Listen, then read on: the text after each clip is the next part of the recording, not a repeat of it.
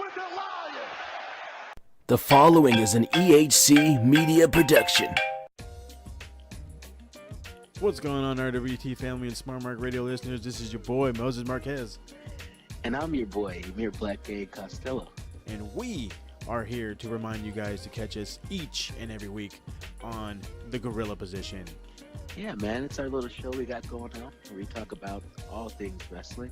And Moses Marquez, what's your favorite thing to talk about? My favorite thing to talk about is all the bullshit going on in the WWE, but then I like to sugar on a little bit of the awesomeness of the New Japan Pro Wrestling. What about yourself? Yeah, man, I like talking about those things too. Not to mention AEW's coming out. Ring of Honor's awesome. And I don't know if anybody likes Impact, but fuck it. If they're making news, I'm talking about them too. We're talking about all this and more, guys. So again, catch us each and every week on soundcloud.com/smartmarkradio and of course on the RWT YouTube page. Every week, a new episode of The Gorilla Position will be up. So we'll catch you around the bend, boys and girls. Thanks for listening, and we'll see you soon.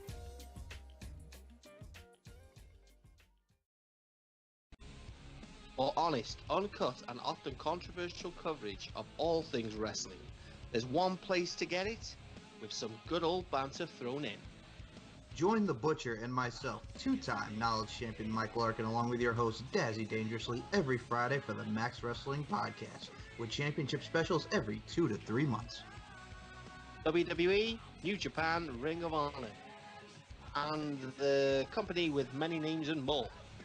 On Facebook, YouTube, SoundCloud, Podomatic, iTunes, and Stitcher. We must now bid you adieu, goodbye, mwah, and good night. Bam! EWA. Do you play WWE 2K18 on the PS4? Would you like to play against other like-minded players in a very unique online league that's unique because we are more committed to storylines than just a straight-up competitive league? The league is still very competitive, but we also try to run things like a bit of a TV show. Check out the YouTube channel and the Facebook page in the description below if you're interested. We taking control. Yeah, come on. We taking control. Come on. We taking control of our lives, and this time we are not letting go. Yeah, come on. We taking control.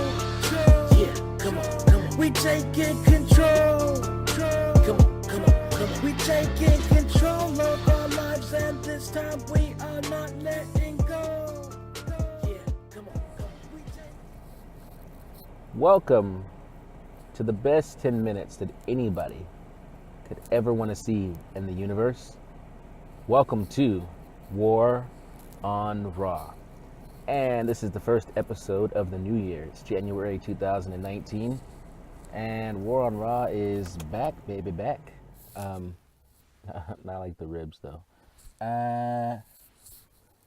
Took a little break, little hiatus, because I was working on all kinds of shows and RWT Awards,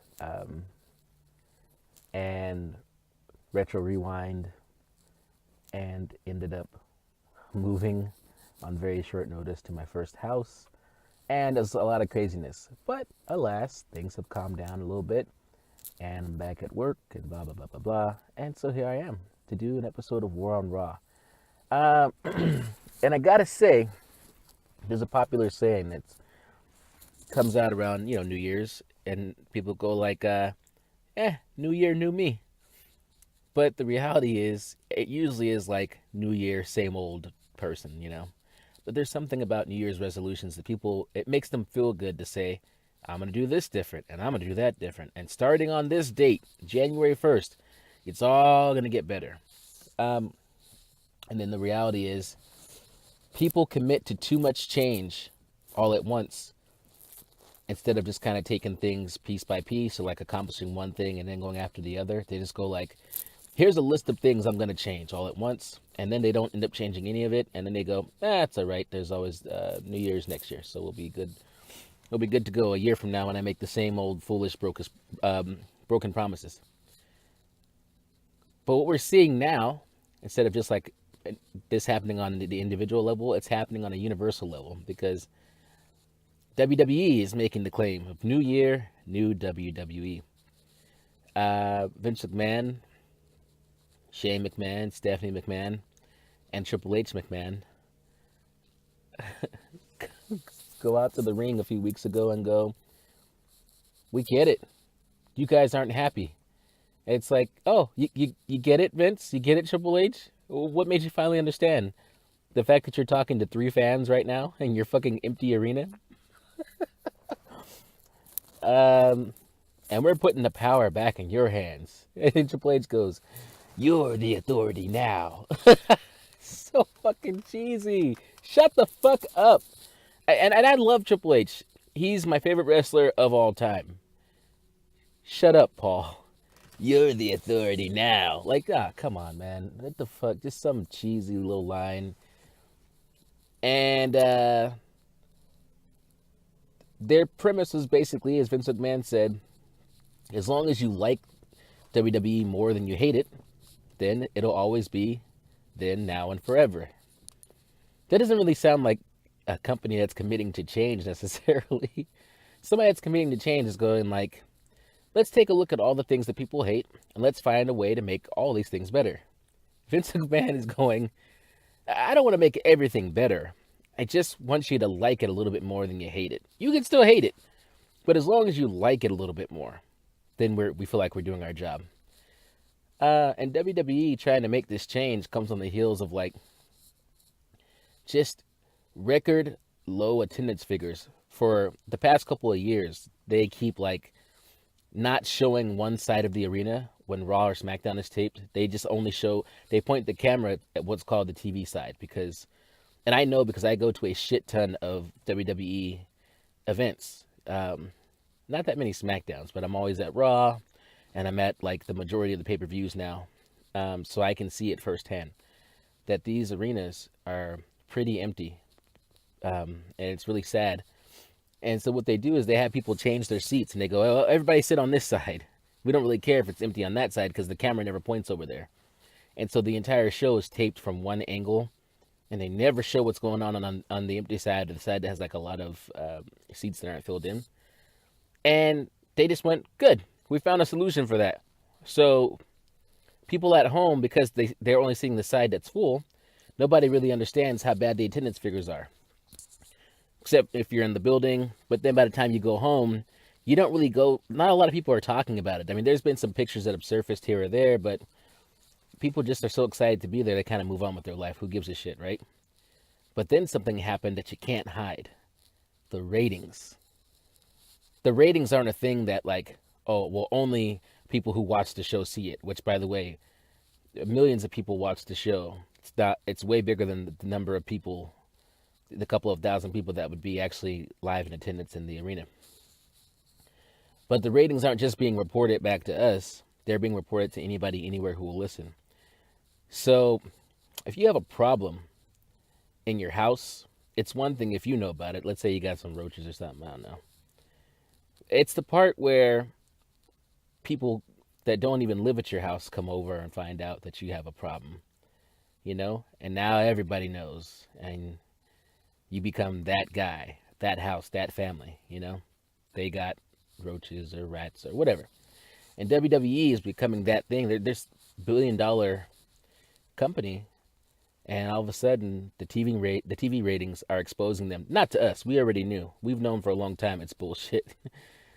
But the TV ratings are exposing them to the rest of the world as being a company that is officially struggling and on the decline. To make matters worse, this is coming on the heels of that, like another $1 billion deal with Fox for the rights to air SmackDown Live.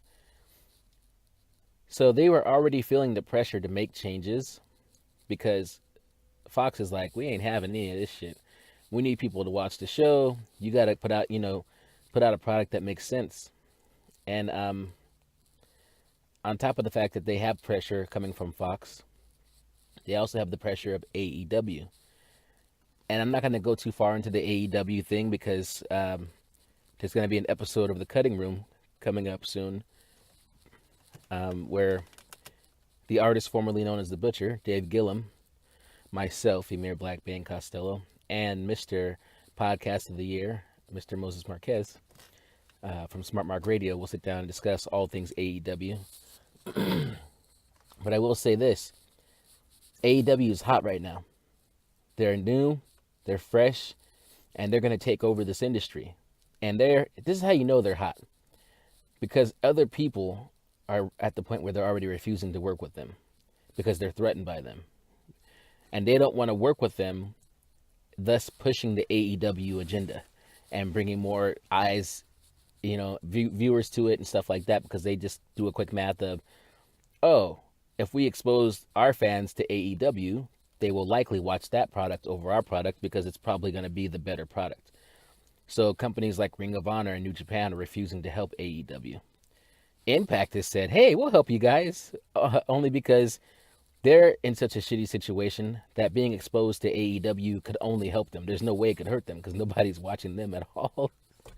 Those 3 fans that are sitting in the arena while Vince McMahon, Stephanie, and Shane and Triple H are talking wouldn't even dream of turning on Impact. Do you understand what I'm saying? So WWE now has all this pressure because there's a new game in town. And it's not in Japan. It's right fucking here in America. All elite wrestling motherfuckers. And it seems more likely than anything that Kenny Omega is going to sign with his buddies at AEW. Which means WWE will have yet again blown a huge signing. Not their fault. I heard they threw everything at him, including the kitchen sink. And it just seems like he wants to be with his buddies. And the money's the same. So why would he... He wants to go somewhere where he would be happy. And that's not WWE. WWE is not the dream destination it used to be. So, new year, new me. I don't know, guys. WWE cannot afford to keep being the same old WWE. With that being said, it's Vince McMahon we're talking about. You think Vince McMahon's going to find a way to get out of his own way and be successful again? Honestly, all Vince McMahon really cares about right now is the XFL. He's constantly selling stock in WWE, and it kind of seems like he's kind of, in a relationship that he's already counted as over, and he's already looking to his next relationship. He's cheating on WWE with his XFL. That's the side chick, but he's positioning the side chick to be the main chick. So, and in the meantime, us, the kids, we're all suffering because what's going on with mommy and daddy? Sorry, that's a weird analogy, but fuck it. It works. My point is this. I think AEW is probably going to take over. And as people's contracts start expiring in WWE, they're probably going to be going over there. And then what? Could be the death of the thing that we've loved for so many years. That's my time. I'm out.